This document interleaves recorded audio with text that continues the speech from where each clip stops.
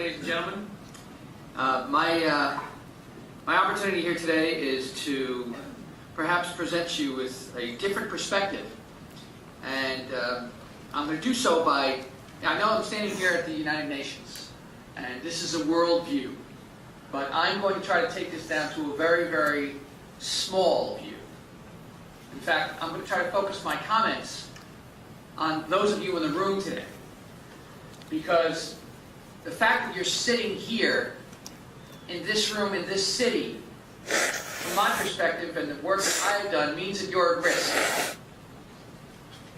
One of the things that I do in my daily work as the Deputy Secretary was I listen to threat briefings. I'm the Homeland Security Advisor for the Governor of New York. I'm on the Homeland Security Advisory Council for the Secretary of the Homeland Security for the United States. And I work with all of the other intelligence agencies at the federal and local level to determine what puts us at risk. And when I listen to the discussion here and I look through the materials and I see the title, it's always a little stunning to me that we as civilized individuals talk about an issue this crucial in kind of an academic tone. Now that's essential because it's so complicated, and you need to develop the strategies without emotion. But for me, there is always emotion. I lost lots of friends in the World Trade Center. I went to 26 funerals out in Long Island. To this day, as I walk through the streets of my neighborhood, I always meet somebody who lost a mother, a father, a son, a daughter, a husband, or a wife. So for me, this is intensely personal, and it has shaped my entire view. So allow me, if I can, just to give you the other side, the other perspective, because it will have relevance to you. Now, when I say you're at risk, this is what I mean. You are in a city of 8 million people that has one source of water. It is the reservoir system up in New York State. It's about 60, 70 miles to 100 miles north of us. It is the single largest point of failure in the delivery of water to this city. And now you sit and say to yourself, well, all right, so let's say that happened. And God forbid the water supply was cut off. Well, you certainly bring in more water. Stop and think about that. Could you bring in water to 8 million people in this concentration? Absolutely not. There is no system in the world that could accomplish that.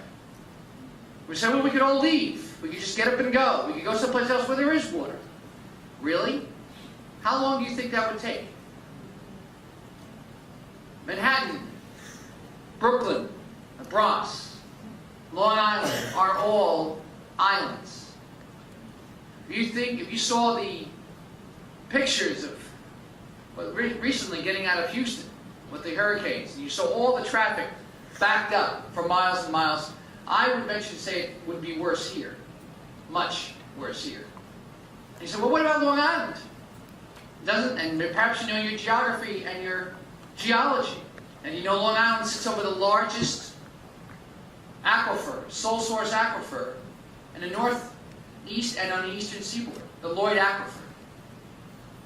Here's the problem. The Lloyd Aquifer does not connect with the city of New York. There are pipes in Queens and in Nassau County that are right next to each other. And one is for Long Island, one is for New York City, and never the twain shall meet. That's lunacy. One of the things I've been trying to work on. But it brings to bear probably one of the missing key components of water. That is ownership. Water is an intensely emotional debate because it is the thing that we use to live every day.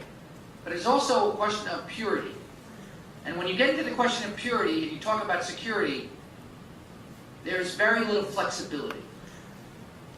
Now, before I go on, I have to tell you that the woman who just spoke here, Terry Bischoff, is one of the people out there who has kind of a tough job, because she walks around and she considers all these issues.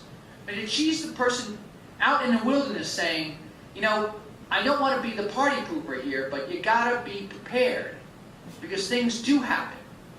And before I got this job, I perhaps would have said, you know, Terry, maybe you are a little bit of a downer. You bring this perspective that we always need to be doing different things. Then, of course, 9/11 happens. And, of course, I saw the steam blast that happened last summer, right outside of Grand Central. I saw the crane collapse with body bags on the street. I've seen things happen that I never thought would happen before. So yeah, there really is a need for people like Terry Bischoff to continue saying the Red Cross matters, giving blood matters, getting trained as a volunteer matters. But back to water. If you take a look at a society's priorities, you will be able to discern them, not by talking to people, but rather seeing what they're willing to spend money on. And money, as we know, is the enabler. Yet when we look at how we spend money for Homeland Security in the United States and in New York State, you'll utilize a risk formula. Very simple. Risk equals threat times vulnerability times consequence. So now if you take water, right? Well, let's do a risk analysis for water. Vulnerability. We have water systems here in the state and in the city of New York that are literally over 100 years old. We have the reservoir system, which is, again, a single point of failure. So the vulnerability, I would argue, is pretty significant. Consequence? I've already laid that out for you.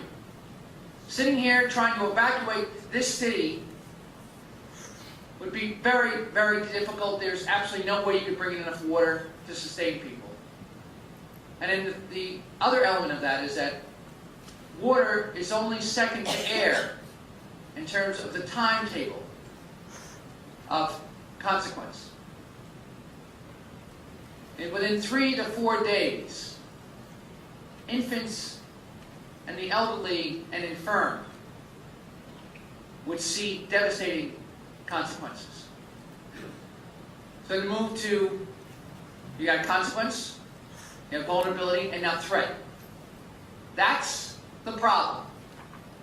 As much as there are, I think, 17 or 18 examples in the handout of attacks on water systems from 1907 to 2006, in the threat streams, and I hold several security clearances, in the threat stream information that you see, you never see an attack or a plan being trained or being utilized against a water system.